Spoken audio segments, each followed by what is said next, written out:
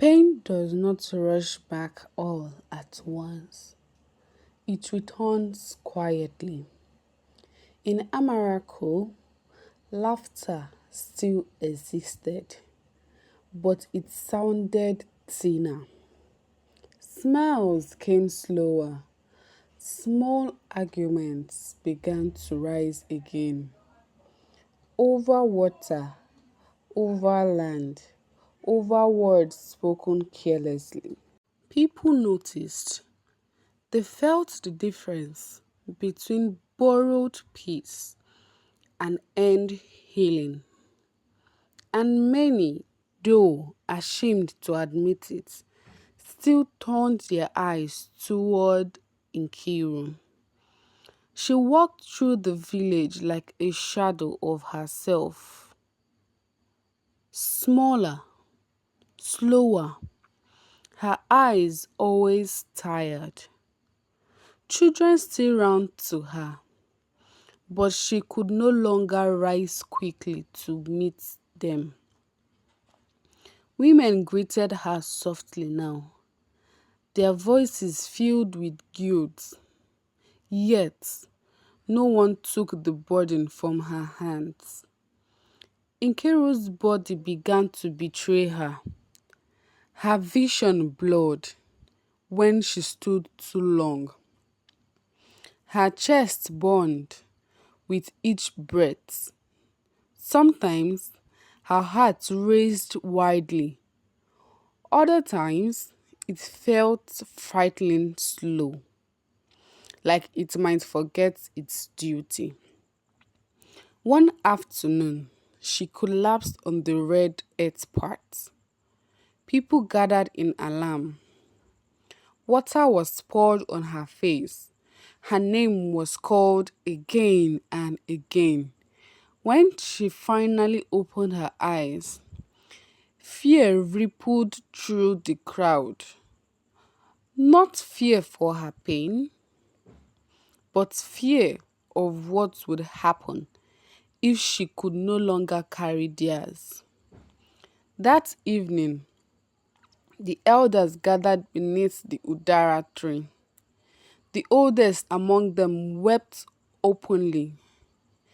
"We are cowards," he said. "We choose peace over responsibility." He told them the full truth at last. Long ago, the crystal heart was never meant to be placed human compassion. It was meant to teach the village how to share sorrow, not store it away. But when the first bearer collapsed under the weight, the people chose silence instead of learning. And now, history was repeating itself. Only this time, the bearer was a child. That night, Nkiru returned to the shrine alone.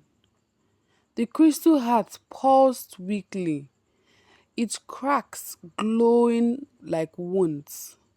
She placed her forehead against the cold stone of the shrine and cried, not loudly, not dramatically, but with the quiet exhaustion of someone who had loved too much for too long. "I don't want to leave them," she whispered, "but I'm so tired." For the first time, the crystal heart did not answer with light. It answered with pain. A sharp, binding ache tore through her chest. Nkiru screamed and fell backward. The crystal heart glowed violently, its cracks widening, spreading like lightning through glass. The bond was breaking. The scream echoed through Amankwu. People ran from their homes, barefoot and afraid. They found Nkiru lying before the shrine, her body shaking, her breath shallow. The crystal heart shone brighter than ever before. Too bright, too fragile. The elders knew if it shattered, all the buried sorrow would return at once, and Nkiru would not survive it. As the villagers gathered, something changed. Mama Ebele stepped forward first, then the farmer, then the woman with cold marriage, then the children. One by one they knelt, they spoke, they cried, they confessed grief they had hidden, anger they had swallowed, guilt they had buried. Voices rose, broke, and rose again. Tears soaked earth. The crystal heart flickered. Nkiru gasped. As the village finally shared, the weight began to lift. Not vanish, but spread. The crystal heart dimmed. The crack stopped glowing. Nkiru opened her eyes slowly. She felt lighter, not healed, but no longer drowning. She pressed her hands to the chest and whispered, "Thank you." The crystal heart answered with a soft glow, then fell silent. For the first time since its creation, it no longer carried the village sorrow. It was empty. Morning came gently. Nkiru slept for 2 days. When she woke up, the village was different. People spoke more honestly. They listened more. They sat together when pain came. The crystal heart remained in the shrine, cracked, dull, no longer glowing. A reminder, and Nkiru, she walked slowly now. She rested often. She smiled softly. She still felt deeply. But she no longer carried the village alone. After the night the crystal heart fell silent, Amankwu did not return to what it had been before. Pain still existed. Laws still visited. But something had changed. When sorrow came, people no longer ran from it. They sat. They sat beside grieving mothers. They sat with angry fathers until the anger softened. They sat with children who cried without knowing why. Silence became shared, not lonely. And slowly, the village learned what the crystal heart had tried to teach from the beginning. That sorrow grows heavier when carried alone. Nkiru healed like the early sun, slow and uncertain. Some days her strength returned enough for laughter. Other days her body demanded rest, and she listened without shame. The village no longer watched her with expectations, but with care. Children fetched water for her. Women brought food without being asked. Men greeted her with lowered voices and respect. She was no longer a vessel. She was simply Nkiru. And for the first time in her life, that was enough. The shrine beneath the Dara tree remained untouched, but now people passed it without fear. The crystal heart still sat on its pedestal, cracked, dull, imperfect. Sunlight no longer danced inside it.